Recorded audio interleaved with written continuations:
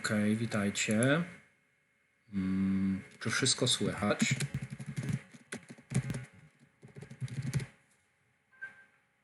Czy się słyszymy, czy możemy zaczynać? Pogadamy sobie o pewnych głupotkach.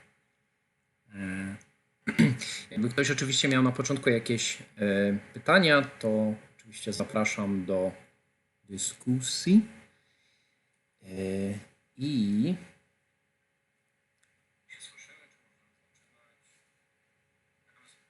czekajmy sobie jeszcze chwilkę. Dobra. Okej, no to tak. Cześć Adrian. Okej, no to możemy zaczynać. Jest tutaj trochę jakby rzeczy, o których chciałbym powiedzieć i postaram się oczywiście najszybciej, jak to możliwe zrobić. Ale przede wszystkim pytanie do Was, czy macie, tak jak zazwyczaj pytam, czy macie jakieś pytania odnośnie tego, jak się uczyć, nie wiem, jak sobie radzić z tym angielskim, ktoś ma jakieś pytania, bo często one gdzieś tam są zadawane, ale nigdy na żywo. Nie wiadomo dlaczego. Ale gdyby ktoś miał jakieś pytania, to zapraszam do zadawania ich, a jeśli nie, no to możemy od razu startować. Więc na razie poczekamy, może ktoś wyskoczy z jakimś mądrym pytaniem. Znaczy głupie pytania też mogą być. Tutaj sobie napisałem, znam słówka, ale nie potrafię się wypowiedzieć. To jest taki wstęp. I pytanie, czy coś takiego jest, bo jeżeli nie, bo to jest bardzo częsty problem. A myślę też, że to, co dzisiaj właśnie zrobimy, będzie miało właśnie związek z tym, znam słówka, ale nie potrafię się wypowiedzieć. Dobra, to przejdźmy sobie do rzeczy. Jak to działa? Ja sobie będę zerkać od czasu do czasu, czy ktoś tam... Dobra, jest ok. No to startujemy, czyli tak. Zacznijmy sobie może od czegoś takiego, że postanowiłem, że bardzo często ludzie mówią coś takiego, że no ja muszę po prostu umieć mówić w ten sposób, czyli I spoke na przykład about something, tak? Czyli jakby mówiłem o czymś, powiedzmy, nie wiem, wczoraj, 2 dni temu i tak dalej. To oczywiście jest fajne. Jeżeli powiemy I've spoken, no to jeszcze jest lepsze, no bo jest present perfect. Ale możemy sobie to jakoś zastąpić i to oczywiście jakby na poziomie podstawowym, jak i na poziomie zaawansowanym. O co chodzi? Czyli generalnie z tego zdania wynika, że mówiłem o czymś, czyli my będziemy dzisiaj stosować taką jedną konstrukcję, o której Wam powiem i ona jest bardzo popularna, czyli jest there is i there are. I od razu mogę tutaj powiedzieć, że nawet nie ma sensu gdzieś tam męczyć się z tą konstrukcją, czyli there are, ponieważ native bardzo często, i to już pokazywałem na swoich filmach i też Wam opowiadałem bardzo dużo na ten temat, że ta forma jest również akceptowalna. Oczywiście ktoś tam jakiś, nie wiem, pani z angielskiego czy pan z angielskiego może się dopieprzyć do tego i powiedzieć, że jednak ta forma nie jest stosowana, to może wpiszę to, po prostu pokażę Wam, że takie coś istnieje i sobie to zobaczymy, żebyście widzieli, że nie kłamie. Czyli wpiszemy sobie na przykład, tu jest bardzo taka fajna strona, there's people. Ta konstrukcja, jak widzicie, ona jest stosowana, czyli tutaj mamy there's people that are going, to na razie sobie zostawimy, to na razie jest nieistotne. Mamy 42 000 jakby takich słówek, które się pojawiły, no więc taka konstrukcja tak jest możliwa. Oczywiście możemy sobie tutaj przeskakiwać. I na tym się właśnie skupimy, ponieważ będziemy zaczynać to wszystkie nasze zdania od tego there is. I teraz o co tak dokładnie chodzi? Wrócimy sobie do tego. Wracając do tego, czyli zamiast tego możemy powiedzieć na przykład there's things, czyli są rzeczy, na przykład mówiące o. Czyli na przykład there's things saying about. Będziemy to bardzo tak łopatologicznie przechodzić, pokażę Wam o co chodzi. Czyli there's things saying about. Co to oznacza? Tak naprawdę to nasze saying, czyli to, co jest tutaj, to jest tak jakbyśmy powiedzieli there's things which are saying about. Zwróćcie uwagę, że tutaj mamy present continuous, który jest w ogóle jakby, no my się boimy czasów, unikamy tych czasów, najlepiej to jakby w ogóle ich nie było, ale na poziomie podstawowym one właśnie nie są potrzebne, czyli możemy powiedzieć, ta konstrukcja zdaniowa będzie dokładnie oznaczała to samo, co powyżej, no bo to, że powiedziałem coś o czymś, to tak naprawdę możemy powiedzieć, że są rzeczy mówiące o tym, że. Czyli mówiłem o pewnych rzeczach wczoraj, ale są rzeczy na przykład mówiące o. To jest bardzo takie, można powiedzieć, bezosobowe. Ja Wam zaraz będę pokazywać, jak inaczej możemy to kontekstowo złapać. Na przykład there's things, powiedzmy showing, czyli są rzeczy pokazujące. Wszystko w zależności od tego, jak my skonstruujemy sobie zdanie i przede wszystkim używanie tutaj czasowników, bo będziemy zmieniać za każdym razem. Ja myślę, że będziemy sobie kilka razy tak pod rząd stosować właśnie to there's things, a później przeskoczymy na coś i zaraz pokażę ten dysonans, tak? Te różnice między zdaniami, między czasownikami wykorzystywanymi, czyli there's things showing, to oznacza, że są rzeczy pokazujące. Oczywiście zaraz też przykłady pokażę takie, które są, bo to wszystko mam jakby już przygotowane, żeby nie klikać, nie szukać, więc to za chwilę. Następne na przykład there's things, co możemy powiedzieć, czyli rzeczy, które pokazują, które udowadniają, czyli proving, czyli są rzeczy udowadniające, czyli na przykład zwróćcie uwagę, że ja cały czas używam things. Co to oznacza? To oznacza, że ja używam cały czas rzeczownika. I teraz, jeżeli mamy rzeczownik, to ja tak naprawdę mogę już operować dwoma rzeczami. Mogę operować rzeczami, jak i tym ing. Czyli mamy dwie rzeczy do manipulacji. Czyli co mogę teraz zrobić? Na przykład mogę powiedzieć, że znowu wracając do I spoke about something i I've spoken about something, żeby uniknąć tej gramatyki, to ja mogę powiedzieć na przykład there's, powiedzmy, no właśnie, co moglibyśmy powiedzieć? Czyli mówiłem o tym wczoraj, czyli są rzeczy i teraz mówiące o czymś, trochę to nie ma sensu. Są rzeczy pokazujące, że na przykład coś tam się wydarzyło, gdzieś tu już zaczyna gramatyka się robić.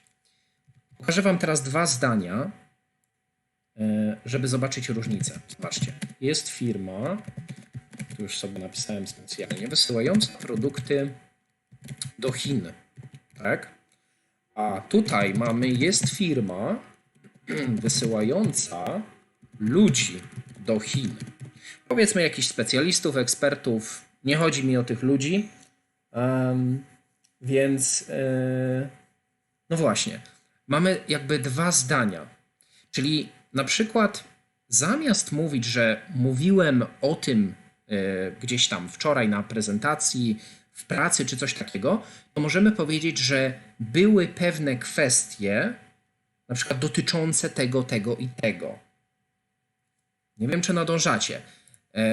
Te dwa zdania chciałbym, żebyście sami spróbowali mi napisać, jak byśmy to zrobili. Ja Wam to tak może zaznaczę. Jak te dwa zdania napisać. Powiedziałem, że już manipulujemy dwoma rzeczami. Rzeczownikiem, jak i czasownikiem. Czyli rzeczownik mamy firmę, ona jest tutaj, czyli ja już nie powiedziałem są rzeczy, tylko powiedziałem jest firma. I oczywiście też zaczynamy od there is, czyli to już mogę potwierdzić. I mamy wysyłająca i mamy wysyłająca. Chciałem specjalnie tak zrobić, ale zwróćcie uwagę, że to zdanie, te dwa zdania, one są zupełnie inne od siebie. Powiedzmy, że zrobimy w ten sposób. Jak takie zdanie zrobić? Ktoś ma jakiś pomysł? Na razie poczekamy. Zobaczymy, czy ktoś jest w stanie. No, jak byśmy to zrobili?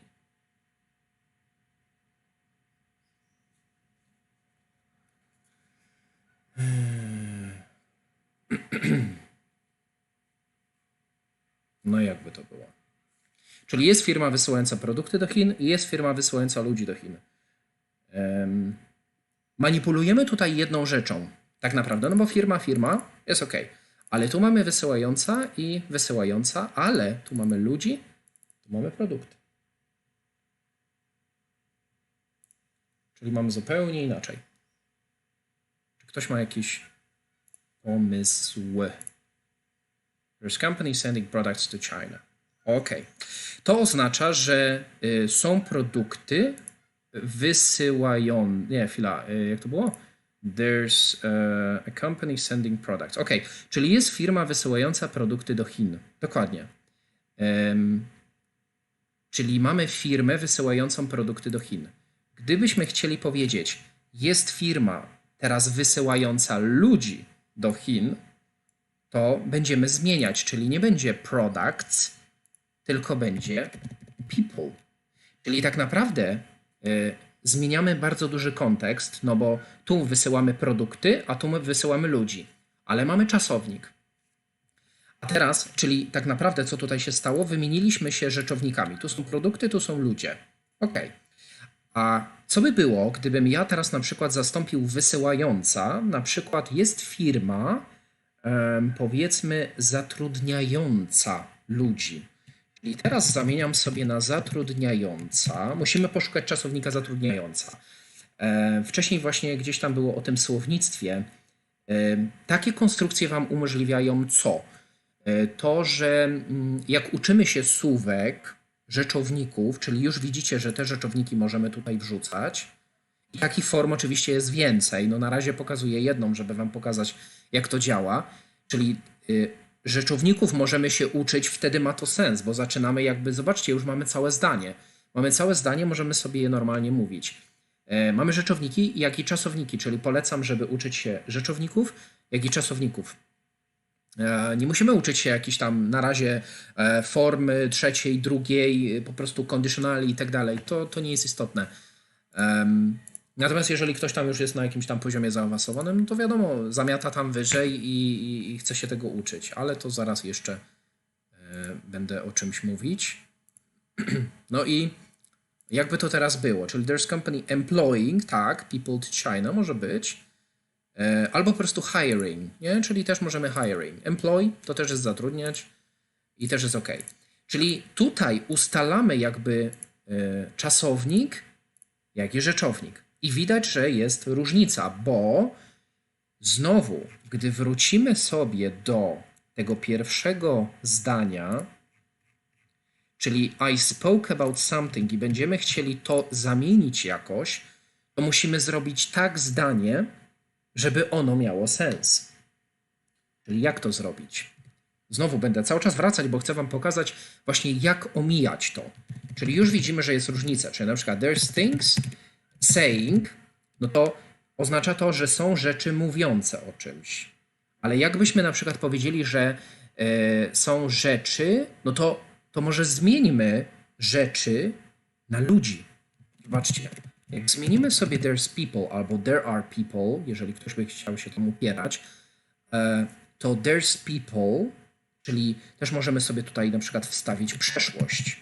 Tu jeszcze będzie bardzo fajnych, ciekawych rzeczy, więc mam nadzieję, że zostaniecie i wam pokażę to wszystko. Czyli there was people albo there's people, nawet jeżeli sobie użyjemy there is, a tam was, nic się nie stanie. Zaraz powiem dlaczego. Czyli there was people saying about, na przykład, nie wiem, po prostu wrzucimy takie dziwne słowo, environment, jak ktoś wie, to super, jak nie, to jest środowisko. Czyli zamiast mówić, że na przykład ja mówiłem o tym, oczywiście jest różnica, prawda, bo tu mamy ja mówiłem o czymś, a tutaj mamy, że są ludzie albo byli ludzie, którzy mówili o pewnych rzeczach, no to tracimy tę naszą osobę. Czyli bardzo często gdzieś tam oglądając memy jakieś albo te TikToki, oni bardzo często mówią there is me, czyli mówią there is me, albo może być nawet there is I speaking about some topic, tak? I ten some topic to jest environment, czyli co to udowadnia? Pokazuje nam to, że my nie musimy stosować gramatyki, żeby stworzyć to samo zdanie, czyli ja mówiłem o czymś, ale jest moja osoba albo jestem ja, który mówiłem o jakimś tam środowisku. Albo na przykład nie mi, tak, bo ktoś by mógł powiedzieć, no trochę mi to nie pasuje, to możemy sobie people wstawić, ale wtedy ludzie mówili o tym środowisku na jakiejś tam prezentacji czy cokolwiek, czy jeżeli chcemy powiedzieć, jest artykuł mówiący o, albo są rzeczy dziejące się, bardzo często mamy takie wyrażenie, że there's things happening in this world, czyli na przykład są rzeczy dziejące się na tym świecie, których na przykład nie rozumiem. I don't understand na przykład, nie? Czy coś takiego. Ale tu już zaczyna się gramatyka, więc to wszystko od nas zależy i przede wszystkim ważne jest to, że my już mówiąc tutaj jesteśmy w połowie zdania, czyli tak naprawdę też to, co zawsze mówię moim uczniom, osobom, które gdzieś tam staram się jakoś nakierować w tym angielskim, jest to, że nasz mózg tu już odwala całą robotę. Bo jeżeli my powiemy, są rzeczy dziejące się na świecie, to nasz mózg mówi, kurde, to zdanie jest nieskończone, ja bym jeszcze coś tu dodał.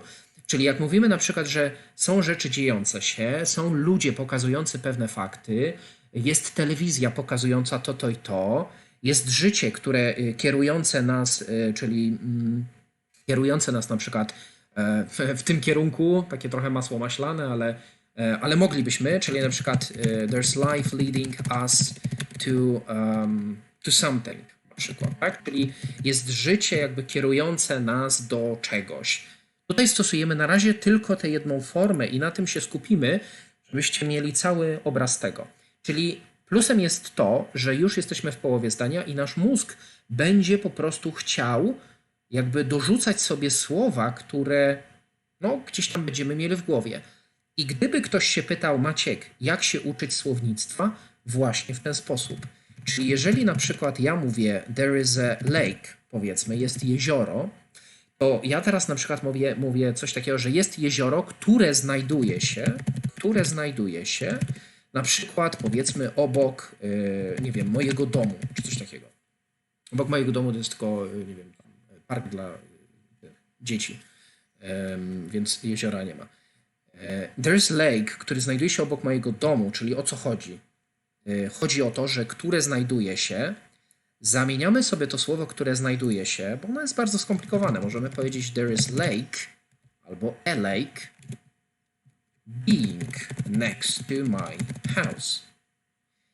I później oczywiście, co jeszcze tutaj możemy zrobić, bo miałem was nauczyć, jak uczyć, to znaczy jak opowiadać o artykule, który ma 10 zdań. Czyli there is a lake being next to my house, na przykład showing, pokazujący the way to my grandma, powiedzmy, czyli mój dom pokazujący drogę do mojej babci, będącej being in her house usually at this hour. Jest tutaj gramatyka? Nie, nie ma. Co tutaj się stało? Tutaj już sobie przedłużyłem to zdanie totalnie, czyli co ja mówię. Ja w ogóle nie używam tego, wiecie, which is, who is, po co to jest? Po to, żeby wydłużać zdania i rzeczywiście możemy wydłużać, ale nie ma sensu. Nie ma takiej potrzeby, bo możemy powiedzieć there is a lake being next to my house, showing the way to my grandma being in her house usually at this hour. Co wy na to? Company employing people to China. Tak, właśnie sobie jeszcze czytam. Co wy na to? I czy to jest zrozumiałe przede wszystkim? Bo zaraz będziemy chytać się tych artykułów i będziemy sprawdzać, czy jesteśmy w stanie właśnie takie długie artykuły z 10 zdaniami właśnie w ten sposób zrobić. I oczywiście pokażę wam zaraz przykłady, jak ludzie rzeczywiście w ten sposób mówią, bo to jest, no to jest jakby clue tego naszego. Jeszcze o czymś fajnym powiem zaraz, to też, ale na razie chciałbym zobaczyć, czy to rozumiecie. Więc jakby ktoś napisał tak, Maciek, rozumiemy i możemy jechać dalej, to se poczekam jeszcze trochę. Czy to jest ok? Bo jak widzicie, tutaj nie ma żadnej gramatyki. I to jesteśmy w stanie zrobić, po prostu przedłużając właśnie tym tak zwanym gerundem. Tylko, że to jest gerund oczywiście w innej formie. Nikt o tym nie mówi, nikt nie pokazuje, ale zaraz też Wam pokażę, bo mówiłem o tym rzeczowniku. I zaraz też to będziemy sobie objaśniać. Zaczekam na takie tylko potwierdzenie, jest ok, tak. Dobra, jest cholerne opóźnienie, ale może tak ma być. Ok. No to jak mamy to, no to teraz zobaczmy, jak to możemy w praktyce zastosować, czyli na podstawie na przykład takiego artykułu. Czyli tak, przejdziemy sobie tym razem do tego News in Levels. Uno momento. Dobra. Aha, w sumie to moglibyśmy jeszcze pokazać. No dobra, zanim to zrobimy, to może pokażę Wam jeszcze te takie żywe przykłady, tak? Które mamy tutaj właśnie z Youglish, jakby ktoś tam mówił, o, nie pokazujesz nam żadnych takich przykładów i tak dalej, bo może zrobimy coś takiego. People thinking. Okay. Tu mamy na przykład taki zwrot. Ja oczywiście znalazłem sobie je specjalnie, żeby było mi łatwiej, szybciej, ale pokażę Wam. Zobaczcie, co tutaj się dzieje, co ten chłop mówi. On tutaj mówi how legendary tutaj leaders speak, coś tam, czyli jakieś tam liderzy, jak oni mówią, nieważne. Jakaś tam prawdziwa praca, coś tam, coś tam. Co on tutaj mówi? By talking. Tak naprawdę ta forma by talking to jest to samo co talking, więc może być i tak, jest ok. Czyli by doing oznacza dokładnie to samo co doing. I teraz, jeżeli mamy by talking, to oznacza mówiąc i będąc lubianym i ludzie myślący, że są w porządku. Wróćmy sobie może do poprzedniego zdania. Co on miał w ogóle? Fill the hole by his holes. Okay. Czyli na przykład on mówi tak, and so you want to find the tools needed, czyli i tak jak, więc chcesz jakby znaleźć narzędzia, które Ci są potrzebne. Zobaczcie, tu jest strona bierna, ja też o tym mówiłem, że nie musimy używać żadnej jakiejś strony biernej, tylko możemy ją po prostu wstawić zaraz po rzeczowniku. Więc takich form jest naprawdę masa, po prostu masa. And so you want to find the tools needed to fill those holes. Okay? To fill those holes, czyli aby wypełnić te dziury, tak, te braki można powiedzieć, w taki sposób, że jesteś naprzeciwko So that when you're in front of another human being, czyli jesteś naprzeciwko jakby innego człowieka, nie ma potrzeby, aby wypełniać tę dziurę, czyli ten human being, there's no need to fill the hole by teraz przez mówienie i bycie lubianym i osoby myślące, że jesteś w porządku. Myślę, że po polsku może brzmi to kalecznie, ale generalnie jemu chodzi o to, że bycie lubianym, że wypełniając te braki, że jak wypełniamy, to znaczy czasami ludzie myślą, że jak ktoś nas lubi i w ogóle akceptuje i tak dalej, to jest wypełnianie tych braków. No i właśnie on chce jakby przekazać tę informację, że to nie jest jakby to spełnienie, tak, które powinno nam towarzyszyć, jeżeli ktoś nas uwielbia i tak dalej. No bo wiadomo, mamy partnerów, mamy jakieś tam życie swoje i tak dalej. I niekoniecznie musi być tak, że wszyscy nas lubią, więc no, to są jakieś takie pierdoły. I oczywiście można mieć jakby miecz obusieczny, jak to się mówi, czyli można mieć powiedzmy dwa podejścia do tego. No i co dalej?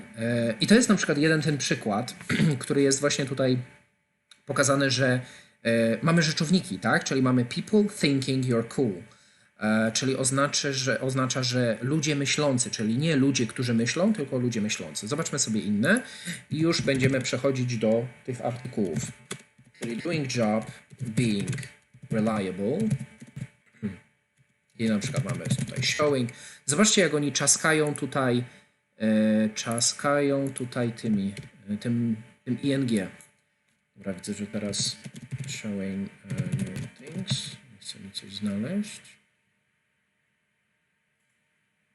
Okej. Nie. Też nie. O, ciekawe. Chwila. Doing your job.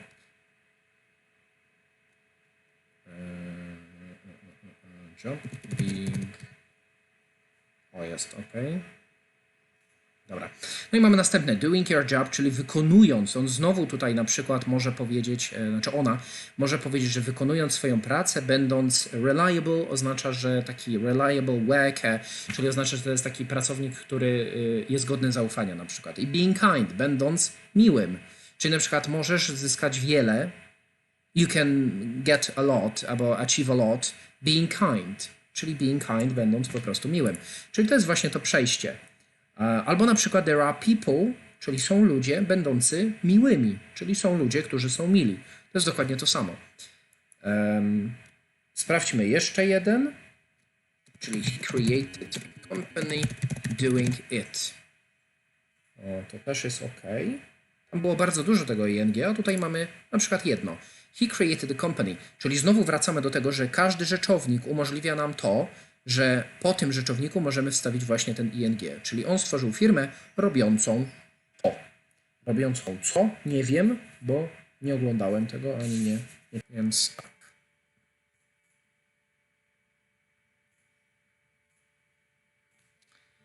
Skakujemy na News in Levels i teraz Wam pokażę dopiero, co się będzie działo. Alright. No więc tak. Tu są jakieś te. Dobra, weźmiemy sobie na przykład. Zobaczcie, mamy taki tekst. Ten tekst jest oczywiście, jak ktoś popatrzy, o Boże, wielki, tak, tyle zdań. Nie ma sensu. No i oczywiście pytanie, czy to jest na razie jasne? Czy to jest wszystko tutaj zrozumiałe? Jeśli tak, to już będę pokazywać, jak przechodzić już do artykułów. No i teraz dopiero będzie się działo. To jest coś fantastycznego, ponieważ my musimy nauczyć się po prostu bardzo szybko mówić. Zaraz Wam pokażę, jak wygląda w ogóle różnica między tym, co każdy się uczy, a tym, w jaki sposób, bo przecież już Wam pokazałem tę konstrukcję, jak Native mówi, jak zrobić to i już pewnie się domyślacie, jak to zrobić. Dlatego specjalnie chciałem zrobić tak, żebyście już mieli świadomość tego. I teraz zobaczymy, jakby to miało wyglądać. Więc dajcie mi znać, że wszystko jest jasne. I zostało nam pół godzinki na... A jak się wyrobimy, to możemy nawet wcześniej. Jest ok. Dobra, chyba jest ok, tak? Czekam jeszcze tylko na potwierdzenie.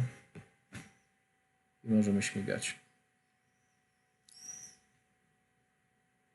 No i na pewno jest to inne uczenie, tak? Bo my jesteśmy w stanie po prostu łączyć sobie rzeczownik z czasownikiem, zmieniać rzeczownik, zmieniać czasownik. One są bardzo potrzebne w angielskim i uważam, że te są najważniejsze, a nie żadna jakaś tam gramatyka czy coś takiego. Bo zaraz Wam pokażę, jak myśleć przede wszystkim po angielsku i przeskakiwać z jednego zdania na drugie. Dobra. Myślę, że jedno OK mi wystarczy. No to teraz tak. Mamy artykuł. Jak widzicie, jest tu pierdyliard psów, tak? No bo jak sobie popatrzymy, no to jest dużo dosyć. Więc na czym przede wszystkim mamy się skupić? Ja Wam to skrócę, więc może ja sobie skopiuję ten artykuł. Ja sobie skopiuję ten artykuł i wrzucę go tutaj. I szybko go streszczę, bo nie o to chodzi, żeby teraz, wiecie, wielkie słownictwo, tak, czy coś takiego. To nie o to nam chodzi.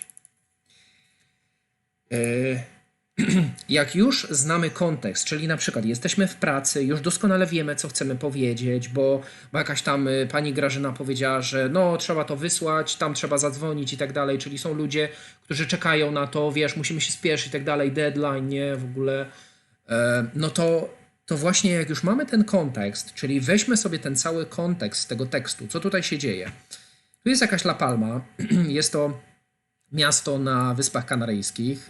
Ponad 4000 osób, tak, musi opuścić La Palmę, ponieważ jest jakiś wielki pożar w lesie. No i tutaj ten ogień, tak, niszczy 4500 hektarów. Przede wszystkim, jeżeli też patrzymy na liczby, nie patrzymy na liczby, bo jeżeli to nas interesuje, ok. Jeżeli nas nie interesuje, zostawiamy, bo my często ćwiczymy listening, ćwiczymy też speaking i po co nam te informacje? Tak naprawdę, jeżeli ktoś się nie interesuje, to powiedzmy, że około 5000 albo na przykład bardzo dużo. Uczmy się właśnie takiego myślenia, czyli nie mówmy, że tam po prostu 4598, tak? Kto w ogóle taką liczbę zapamięta? Po prostu powiedzmy many people, ok? Albo a lot of people, albo coś takiego, czyli dużo ludzi. Chodzi tutaj oczywiście o hektary, czyli many hectares na przykład. Jest ok. Albo na przykład, nie wiem, duży teren, czy coś takiego, big area. Tego się też uczmy, żeby nie uczyć się właśnie tych liczb, procentów i tak dalej, jeżeli nas to nie interesuje. Jedźmy dalej. Wiele domów, tak, czyli sytuację mamy nieciekawą i jakieś tam wyspy, które są po prostu, no jakby, jak to powiedzieć, at risk, czyli po prostu są zagrożone. Tutaj są władze, które mówią, że ogień rozprzestrzenia się do Teneryfy, Gran Canaria. Później jakaś południowa Europa też oczywiście jest bardzo gorąca, czyli has extreme heat, czyli południowa Europa ma bardzo taki ekstremalny gorąc, można powiedzieć, czyli jest bardzo, bardzo gorąco. No widzicie, co się teraz dzieje. Najwyższa temperatura jest 48 stopni. No, trochę jest Celsjusza i Sycylii, Włochy, coś tam, no i eksperci mówią, że to lato może być nawet bardziej gorętsze, chyba tak. USA również ma jakiś tam gorąc, tak, czyli jest bardzo gorąco. Japonia również, no i z takimi temperaturami with temperatures above normal, no czyli poza normą. Klimat się zmienia, pogoda staje się coraz bardziej ekstremalna. Mamy cały kontekst. I teraz tak, ten kontekst mówi o tym, że mamy fire, czyli mamy ogień, tak? Mamy heat, czyli mamy gorąc. Generalnie możemy powiedzieć countries, tak? Bo mamy kraje, mamy Japonię, mamy powiedzmy tam Europę jako oczywiście kontynent, tak? Co jeszcze? Co tam jeszcze było? Aha, Włochy, tak? Czyli mamy kraje, powiedzmy, nazwijmy to kraje. Później mamy temperaturę i co jeszcze? No i właściwie tyle. I co my możemy zrobić za pomocą tego there is? Możemy powiedzieć na przykład, no dobra, to może sami postarajcie się, bo chodzi o to, żeby teraz powrzucać te rzeczowniki, czyli możemy powiedzieć jest ogień, możemy powiedzieć there is heat, możemy powiedzieć there's countries, albo oczywiście there are countries. Ja na przykład mówię there's, bo dla mnie jest to bardziej naturalne. Później mamy there's temperature, albo na przykład w liczbie mnogiej. I tutaj można bardzo fajnie ćwiczyć na przykład słownictwo, właśnie za pomocą kolokacji. Zaraz wam pokażę, jak przedłużać zdania. Czyli co? Ogień generalnie może wybuchać, tak? No ale nie każdy zna takie słowa, więc na przykład możemy oczywiście burst out, tak? No ale to już jest jakieś tam słownictwo. I w ten sposób właśnie możemy uczyć się słownictwa, czyli there's fire, bursting out, czy coś takiego. Jest fajne. Ale na przykład możemy powiedzieć happening, tak? Dziejący się, being, będący. Możemy powiedzieć fire, exploding, tak? Czyli wybuchające. No to właśnie to było to burst out. Bardzo często oni to stosują. Albo blazing, albo coś takiego. I właśnie w ten sposób możemy kolokacyjnie uczyć się za pomocą kolokacji właśnie tego słownictwa. Wtedy fajna nauka nam się wydaje, bo zaczynamy od jednej konstrukcji. Na przykład there's things happening, there's fire happening, there's heat coming. Następne zdanie na przykład możemy powiedzieć there's heat coming, czyli jest na przykład jakiś tam gorąc, który nadchodzi. Tak jak na moim czole teraz. Czyli there's heat coming oznacza, że jest gorąc, który nadchodzi, powiedzmy, from the USA. Tam gdzieś czytałem, że to podobnież z USA, czy coś takiego. Jeżeli mamy taką wiedzę czy informację, to możemy oczywiście to stosować, no bo wiadomo, ten speaking ma być naturalny, tak? Ja zawsze powtarzam, że angielski to nie jest jakieś takie coś niesamowitego, bo tak naprawdę jak już nauczymy się tego angielskiego, to zaczynamy wykorzystywać naszą wiedzę, to co my wiemy, a nie uczymy się jakichś takich wytartych zwrotów i po prostu o żeglarzu, który tam płynął, wiecie, przemszą na województwie śląskim, czy coś takiego, no to jest śmieszne. Więc często właśnie takie żeglarze, jakieś słówka takie głupie się pojawiają i też właśnie też o tym mówiłem, więc no to jest śmieszne i w ogóle to, no nie, to nie o to chodzi. Więc jak mamy wiedzę, czy informacje jakieś, to wykorzystajmy je właśnie. Później mamy there's countries, czyli co możemy powiedzieć? There's countries, zaraz sobie to wszystko połączymy, czyli są kraje, na przykład, które są zagrożone, no to wtedy musielibyśmy już tutaj, to jest informacja dla osób, które są bardziej zaawansowane, czyli being endangered, możemy coś takiego zrobić, czyli są kraje będące zagrożone, no bo endanger to jest zagrażać. Ale na przykład możemy powiedzieć there's countries, na przykład jak stworzyć zdanie, właśnie tego musimy się nauczyć. Są kraje, które są zagrożone, czyli na przykład są, powiedzmy, możemy zmienić. Czasami jak się nie da, że są kraje, to możemy powiedzieć there is heat na przykład, albo temperature, being very dangerous for countries. Zobaczcie, że ja odwróciłem, jak to się mówi, for some countries. Ja odwróciłem kota ogonem, tak? I'm just flip it around. Czyli obróciłem sobie to, no bo tak, nie mogę powiedzieć, że kraje są zagrożeniem, no bo kraje nie są zagrożeniem, tak? To nie kraj jest zagrożeniem, tylko ten ogień, albo ta temperatura, albo ten wybuch tego ognia jest zagrożeniem, więc tutaj będzie there is heat, fire, czy coś tam, being very dangerous for some countries. Czyli musicie się nauczyć, jak rozpoznawać te rzeczowniki i dołączać do nich czasowniki. Czyli ogień będący na przykład niebezpieczny, albo kraje będące niebezpieczne, co nie ma sensu. No bo w tym momencie ten ogień ma być niebezpieczny dla krajów, a nie kraje niebezpieczne dla ognia. No fajnie by było. To może by było trochę chłodniej, ale to nie ma sensu. Więc właśnie tutaj trzeba logicznie do tego podejść. I teraz, jakbyśmy na przykład powiedzieli takie zdanie, te 10 zdań, ile tam było, widzieliście, ile tam jest tego tekstu, mogę nawet wrócić. Zobaczcie, ile tego jest. Mamy tutaj o hektarach i tak dalej. Jak to możemy zrobić? Oczywiście ja nie mówię, że there is to jest jakby antidotum na wszystko, prawda? No bo możecie wykorzystywać tę gramatykę, którą już znacie. Ale to nam na pewno bardzo dużo pomoże. I teraz jak mamy tę Grażynę, która ma wszystko załatwić, tak? I tam po prostu telefony, dokumenty, faktury i tak dalej. To teraz możemy powiedzieć tak. Na przykład there is big fire happening in most of countries, tak? Czyli już sobie tutaj rozwijamy trochę to zdanie. And people having problems with nie wiem, choćby accommodation, tak? Jakimś tam zamieszkaniem, czy akomodacją, czy transportem, czy po prostu, nie wiem, moving out, na przykład z wyprowadzaniem, bo mam rozumieć, że ci ludzie na pewno gdzieś tam uciekają. Możemy sobie po prostu dorzucać jakiś tam kontekst, prawda? To nie musi być stricte jakby związane z tym artykułem, ale możemy sobie pozwolić na więcej. No, gdzieś tam wyobraźnia powinna pracować. I oczywiście to słownictwo, które jesteśmy w stanie rozbudowywać. Ale co dalej? I na przykład hectares, tak? Being destroyed, tak? Czyli że hektary będące niszczonymi, czyli hektary, które są niszczone, jakieś tam tereny, możemy sobie też areas, na przykład being destroyed, albo po prostu no, happening możemy zmienić na big fire, na przykład destroying, powiedzmy areas. Zobaczcie, co się dzieje.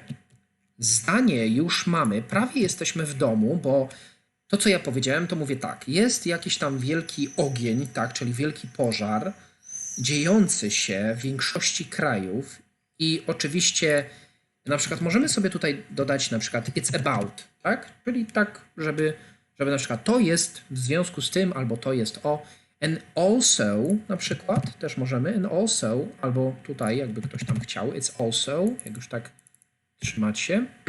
And it's also about the people having problems with accommodation, transport, moving out, and hectares being destroyed as well. Proszę bardzo. cały artykuł, który my mieliśmy, mamy tutaj. Bez gramatyki, tak? To jest to, co my teraz powiedzieliśmy. Czyli zawarliśmy informację, że jest wielki ogień, tak? Czyli wielki pożar dziejący się w większości krajów. Jest on również ten artykuł, tak? Możemy powiedzieć na przykład jest artykuł mówiący, tak jak też wam pokazywałem. Czyli there is article, na przykład czy article saying about i tak dalej. Czyli jest artykuł mówiący o. And it's also about people having problems with accommodation, transport, coś tam, moving out. Oczywiście możemy sobie tutaj, wiecie, dorzucać, tak? Tak jak zawsze uczyliśmy się past simple, żeby mówić zdanie po zdaniu, że wstałem, zjadłem śniadanie czy coś takiego, to tutaj możemy powiedzieć po rzeczownikach. Czyli accommodation, transport, moving out, being very hard to solve, tak? Czyli na przykład being very hard to solve. Czyli będącym bardzo ciężkim, czy który jest bardzo ciężki do rozwiązania, tak? Czyli kwestia transportu, czy tam wyprowadzki, czy czegokolwiek, szukania, nie wiem, możliwości rozwiązania problemów i tak dalej. No i oczywiście hektarów, czy tam terenów będących zniszczonymi. Tutaj jeżeli, no albo na przykład fire destroying hectares, bo tak jak pokazywałem, w zależności od tego, jak sobie rzeczownik poukładamy, tak będziemy tworzyć te zdania. No i to jest na przykład pokazanie na podstawie jednego artykułu, jak jesteśmy w stanie coś właśnie takiego zrobić. Co jeszcze? No właściwie powiedzieliśmy wszystko. Może niekoniecznie jakieś tam Gran Canaria, jakieś tam Japonii, ale to można gdzieś tu wsadzić, tak? No bo możemy powiedzieć in most countries like, na przykład, albo such as, tak? Czyli takich jak. No i mówimy Japan, continent, Europe, czy coś tam, znaczy Europe continent, czy tam na przykład, nie wiem, Italy, Włochy i tak dalej, albo Poland. Myślę, że gdzieś tam w tym artykułach też Polska była zawarta, no więc fala upałów jest dosyć poważna. Tak więc nawadniajmy się. No i powiedzcie mi, czy to jest teraz zrozumiałe, czy tutaj jakby wszystko jest jasne.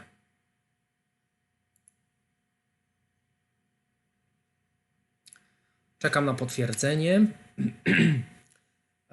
Zrobimy sobie jeszcze jeden, no chyba, że już chcecie kończyć, jakby, nie wiem, to dajcie mi znać, bo możemy zrobić jeszcze jeden, pokażę wam na jakimś innym przykładzie, albo wy spróbujecie mi napisać coś takiego i ja sobie popatrzę, jakbyście to zrobili, to by było bardzo fajne, a później jeszcze takich kilka informacji dla zainteresowanych, no i będziemy zamykać spotkanie. Super to objaśniłeś. A proszę bardzo. Dlatego na początku chciałem pokazać, jak Native rzeczywiście mówi i jak możemy sobie łączyć po prostu te rzeczowniki i czasowniki. No jak nauka angielskiego wygląda, no to tak wygląda, no ale myślę, że to wam w jakiś sposób pomoże. Tak jak wam obiecałem, nauczę was angielskiego, tylko musicie mi po prostu zaufać.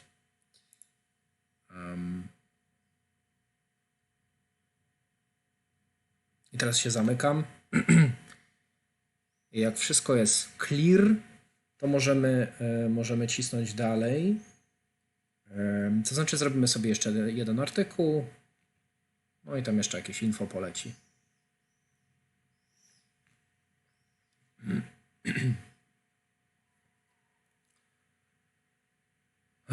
Dobra.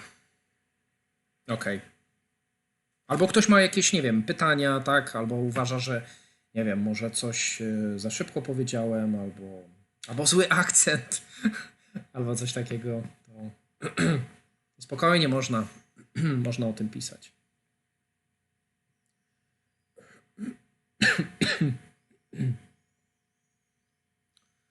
No więc uczenie się angielskiego jest możliwe bez gramatyki i to na pewno. Jeżeli ktoś zaczyna w ten sposób naukę, no to ja mu gratuluję, bo wiem, że większość osób nie ma pojęcia o takich konstrukcjach. Co jest straszne, no ale no tak życie wygląda. Jest nie fair czasami.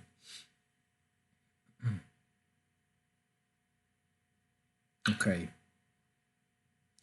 Dobra, dajcie mi tylko potwierdzenie, że wszystko jest jasne. Jest tak, możemy lecieć dalej. I pytanie oczywiście, czy robimy artykuł kolejny, czy już mam powoli zakończać, bo chciałbym jeszcze takich krótkich kilka linii, to znaczy linii, takich jakichś zdań powiedzieć dla osób, które były zainteresowane przede wszystkim tym kursem darmowym i tak dalej, co zrobić i tak dalej, i tak dalej. To jeszcze można by było o tym wspomnieć.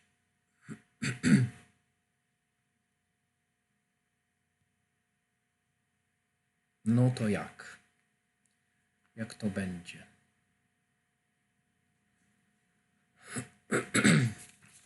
No tak naprawdę te notatki wydrukowałem sobie tutaj specjalnie po to, żeby się teraz wachlować. Zaczyna się robić gorąco. No. Jest ok? Wszystko jasne?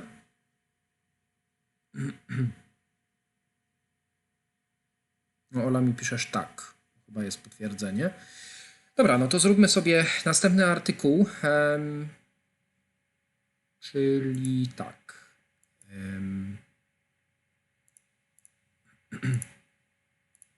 Ok. Już jesteśmy. No to weźmiemy sobie inny, na przykład, no z asteroidami może darujmy sobie, tu jest znowu ten, no to robiliśmy ostatnio, to też. Ok, może zrobimy sobie taki krótki, ten jest akurat krótszy, natomiast chyba nie da się otworzyć. Wspaniale. A nie, otworzyło się, ok. Dobra, zrobimy jeszcze jeden. Dobra, tu no też jest dużo zdań, tak? No tam było o wiele więcej. Tu mamy raz, mamy dwa, mamy 3, 4, 5, 6, 7, 8 powiedzmy, tak? Czyli i tak, zobaczcie, i tak jest cholera dużo. Ja mówiłem o 10 zdaniach, a zobaczcie ile tam ten tekst miał. Oh my god. Raz, dwa, trzy, no bardzo dużo. No nie będę już tego liczyć. Tak więc, no myślę, że wam coś podpowie i pomoże. Dobra, czyli następny artykuł, najpierw sobie zobaczmy, o czym on jest. Czyli wam po prostu skrócę, tak, na szybko, o czym on jest, żebyśmy mieli kontekst i już starali się mówić. Więc teraz proponowałbym, żebyście sami spróbowali po prostu powiedzieć. I tak będzie idealnie. Ok, czyli tak, mamy jakąś grupę ludzi i oni chcą wysłać jakiś tam po prostu fake pastry, jakiś tam, nie wiem, nie fałszywy, tylko nieprawdziwe jakieś ciasto w stratosferę, używają wielkiego balona, ten balon jest wypełniony gazem, zabiera powiedzmy to ciasto w górę i leci tam na prawie 9 kilometrów. Jest jakaś tam kamera, o widzicie, to macie tę konstrukcję There Is, ale ona nie jest tutaj przedłużona. Czyli jest kamera na tym balonie i wszystko filmuje. No i po 2 godzinach ten balon leci sobie w dół. No więc spróbujcie sami zrobić takie coś, tak jak wcześniej i zobaczymy, czy to zadziała, a jak nie, to wam pomogę. Spróbujmy. Ja sobie teraz, jak dla mnie to i 10 przykładów może być. 10 przykładów. No, znaczy, skoro 2 przykłady zrobiliśmy, bo wiecie, to jest kwestia tłumaczenia, tak? Jak najbardziej możemy sobie taki webinar zrobić i możemy zrobić po prostu z praktyką taką totalną i wtedy możemy sobie poćwiczyć. Jak najbardziej, tylko dajcie mi znać, że jest zainteresowanie, no bo nie będę robić tego dla 2-3 osób, prawda? Albo dla siebie. No bo zazwyczaj te filmy robię jakby dla wszystkich, ale live to live, prawda? Na żywo możemy zapytać, możemy uczestniczyć. No. Myślę, że nawet moglibyśmy zrobić takiego live'a, jakbyście chcieli. Znaczy może nie live'a, tylko żebyście wy uczestniczyli w tym. Czyli na jakimś Zoomie, czy na jakimś Skype'ie, czy coś takiego, jakiś program zmontować i też spokojnie możemy sobie poćwiczyć w ilości więcej niż to, co teraz na przykład mamy. Tam 69 osób widzę jest, no to bardzo się cieszę. Więc jak coś, to dajcie znać. No spróbujcie same. Spróbujcie, jak zrobić to zdanie, czyli zacznijcie sobie od there is. Możemy sobie połączyć to jako and albo also. Takich form naprawdę jest masa. Ja ich naliczyłem, no jakieś, myślę, z 40 byśmy spokojnie zrobili. I o tym zaraz będę mówić, o tych 40 formach, jakby ktoś tam chciał.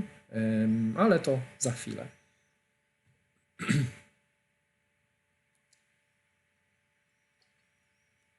Bo czekam jakieś, nie wiem, 2 minuty, 3. Myślę, że ktoś byłby w stanie coś stworzyć. Więc postarajcie się zrobić sami takie zdanie.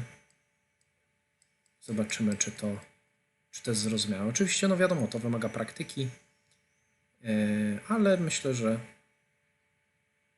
złapaliście, o co chodzi. Na razie mnie nie besztacie, więc jest ok. Chyba że ktoś tam czeka. Jak już będę się wyłączać, to inwektywy polecą. No więc ja czekam i postarajcie się zrobić, jakby opisać te 8 zdań, ale w jednym zdaniu, w 2 zdaniach, czy coś takiego, bo to jest możliwe. Będę czekał a może 55. Jeszcze minutę sobie poczekamy. Jak nic nie będzie, to będę tworzyć. No i też jakby bez przygotowania, tak? Bo właśnie o to chodzi, żeby nauczyć się tymi rzeczownikami operować i tymi czasownikami, żeby je zmieniać. No bo jak to już zrobimy, to jesteśmy bardzo w stanie szybko przekazać informacje i to jest ok. Więc czekam do 55. Jak nic nie będzie, no to będziemy coś komponować.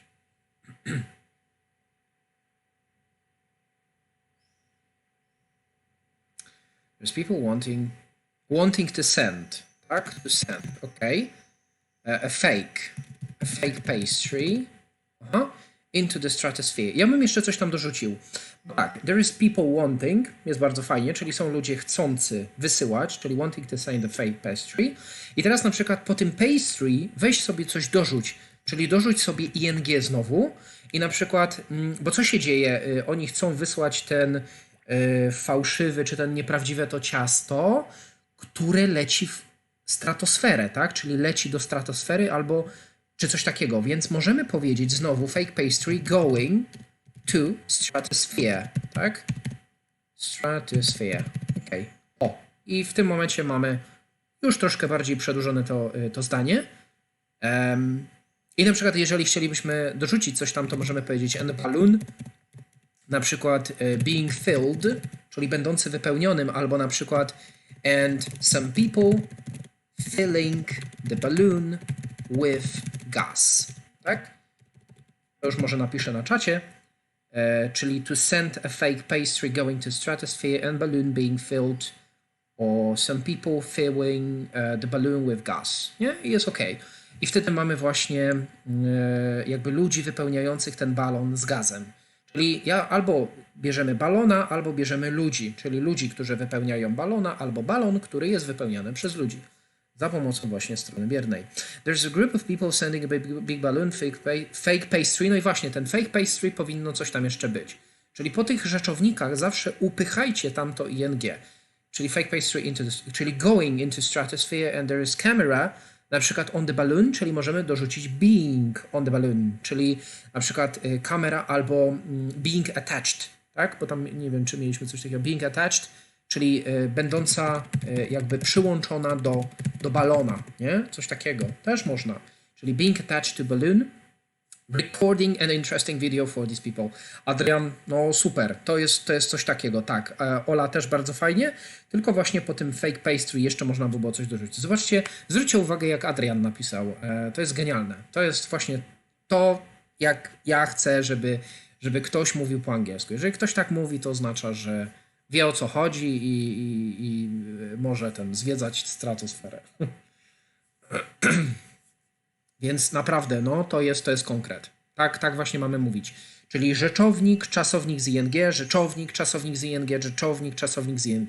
I to jest właśnie ta konstrukcja, która umożliwia nam, że jesteśmy w stanie, tak jak widzieliście wcześniej, bardzo długie artykuły, tylko chodzi o to, że najpierw musimy zrozumieć, o co chodzi.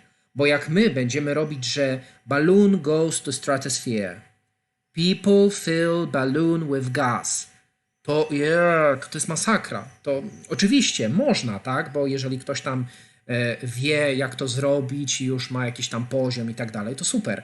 Ale i tak native mówi właśnie w ten sposób. Więc co wam wcześniej pokazywałem, te wszystkie konstrukcje, więc wydaje mi się, że warto tego się nauczyć, choćby po to, żeby no, podbudować, jak ja to mówię, to swoje ego w angielskim i mieć trochę więcej odwagi albo w ogóle odwagi do tego, żeby mówić. O, więc Adrian, I would clap to it. I Ola też bardzo fajnie. I właśnie using big balloon being super. O właśnie, bo to nie widziałem tego. Using big balloon being filled. Tak, super. No. Czyli używając na przykład wielkiego balona będącego wypełnionym gazem. Tak? Zobaczcie, co jeszcze dzięki temu mamy. Ćwiczymy stronę bierną. Więc jak mamy being filled with gas, to możemy powiedzieć I have filled na przykład balloon with gas. Tak? Czyli używamy sobie present perfecta. I to jest właśnie coś, o czym też ludzie bardzo często zapominają, bo strona bierna właśnie umożliwia nam tworzenie właśnie tych czasów, o których my tak no, cały czas myślimy, że one są takie nieodzowne, takie konieczne i w ogóle, a to jest unfortunately bullshit. Okej. Co jeszcze? No myślę, że to chyba będzie tyle, tak, bo będziemy już się zbliżać do godzinki. I teraz chciałbym powiedzieć, że tak. Jeżeli ktoś by był oczywiście zainteresowany, tutaj jakby nie zmuszam, ja prowadzę takie zajęcia, to są zajęcia w grupach, więc jeżeli ktoś jest zainteresowany, zapraszam do kontaktu, będziemy uczyć się wspólnie. Jeżeli ktoś chciałby tam podrasować ten angielski. Koniec. Drugi punkt jest taki, że jeżeli chcielibyście jakby rozpocząć historię z angielskim, to zapraszam do kontaktu ze mną, z naszą grupą. Tam udostępniam wam kurs języka angielskiego. Jeżeli jesteś zdecydowany albo zdecydowana, żeby subskrybować mój kanał, to ja w zamian za to podaruję ci taki kurs za darmo i on jest jakby tą podstawą. Jest również kurs, który stworzyłem właśnie, taki, który mówi o tych konstrukcjach bez gramatyki, bo to jest na razie jedna konstrukcja, a w tym kursie przedstawiam 30 takich konstrukcji, a jak już posiądziesz pewne rozumienie w angielskim, nawet jesteśmy w stanie ich więcej zrobić. A kiedyś na pewno będę o tym mówić, więc taki kurs jest do kupienia u mnie za jakąś symboliczną kwotę. Jeżeli ktoś chce, zapraszam do kontaktu. Drugi punkt zamknięty.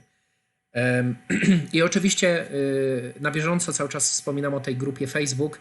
Jeżeli ktoś chciałby do nas dołączyć, uczyć się wspólnie angielskiego, będę pokazywać, jak to robić i tak dalej. Chcecie uczestniczyć również w czacie, no ten czat, no może teraz ten czat będzie bardziej aktywny, ale często ten czat, no coś tam zawsze piszemy, coś tam się dzieje. Natomiast fajnie by było, gdyby rzeczywiście tam ludzie gadali, tak, i się uczyli, to by mnie naprawdę radowało. I tam będziemy ćwiczyć gramatyki, oczywiście ja poprawiam, każdy może poprawiać, jeżeli będzie dobrze, jest w porządku. I pamiętajcie tak, że błędy w angielskim, takie na koniec, błędy w angielskim, ja słyszałem wiele razy, że pani z UK, Australii, USA, w USA to robią takie błędy, że to jest masakra, błąd za błędem i nikt się tym nie przejmuje. Natomiast tutaj ciężko zrobić błąd w ogóle, to zacznijmy od tego, bo ta konstrukcja, którą pokazałem i to bez gramatyki, tam ciężko jest zrobić błąd, bo błędy robimy właśnie na czasach, robimy na kondycjonalach, na tych wszystkich pierdołach. Więc jakby pozwólmy sobie na błędy, ponieważ też gdzieś tam mówiłem właśnie w jednym filmiku, że błędy są bardzo fajne, tak? Bo to jest taka naturalna mowa, ona nie jest taka sztuczna, nie jest taka strasznie nadęta, więc robienie błędów też jest bardzo fajne i to już bardziej tak coachingowo bym powiedział.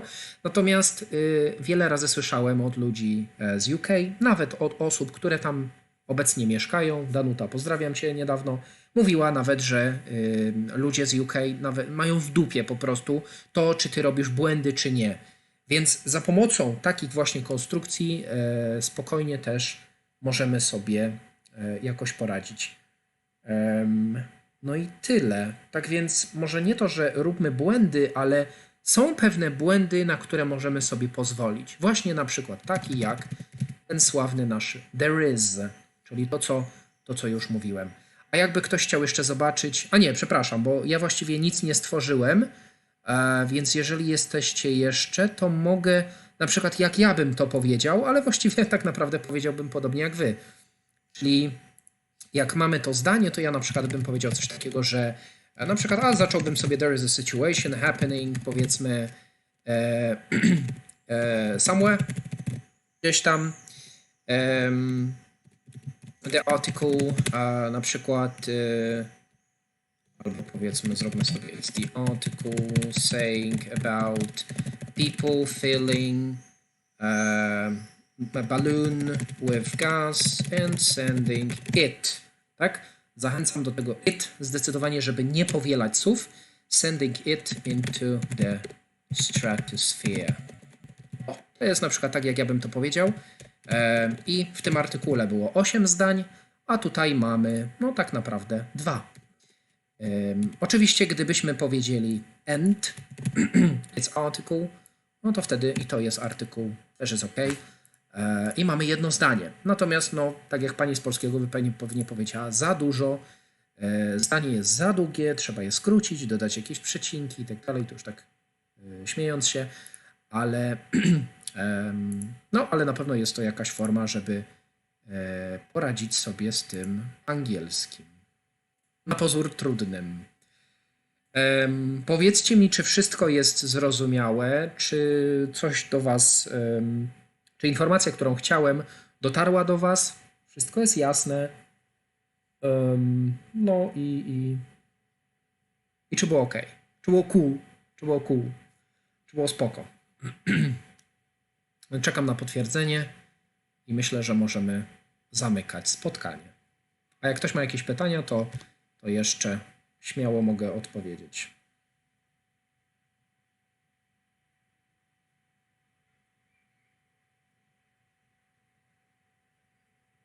A jak coś, to zapraszam do kontaktu i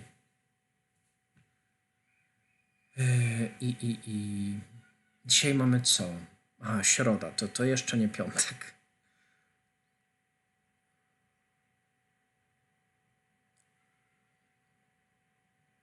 Dociera coraz bardziej, ale trzeba jeszcze praktyki. No oczywiście, że tak. Oczywiście, że trzeba praktyki. Trzeba praktyki. Praktyka polega na tym, że używamy rzeczowników i czasowników. Na razie nauczcie się konstrukcji there is, ponieważ tak jak mówiłem, jest naprawdę dużo tych konstrukcji, około 30, 40. Jestem w stanie wam to pokazać, tylko że to już mam w swoim kursie. No więc skoro stworzyłem taki kurs, no chyba że poczekacie po prostu i będę na bieżąco wrzucać gdzieś tam na YouTubie, też jest taka możliwość, nie ma problemu. Też jest taka możliwość, więc no. A jak ktoś chce się szybko nauczyć, no to może podjąć decyzję, jakakolwiek ona by nie była. Tak, jasne, dziękuję Maciej za bardzo przydatny webinar. No Ola, mam nadzieję, że to ci coś tam pomoże, tak? I zaczniesz sobie właśnie, tutaj z Olą bardzo dobrze się znam, myślę. I no, że ci się przyda ta konstrukcja i oczywiście pamiętajcie o tym, że tam rzeczownik, jak jest rzeczownik, to czasownik i lecimy ze zdaniem. Płyniemy, po prostu płyniemy zdanie po zdaniu.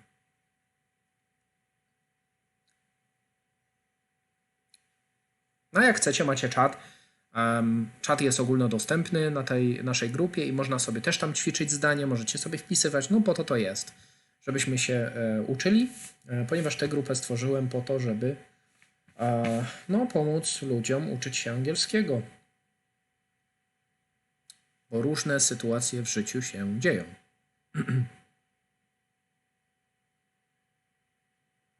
Okej.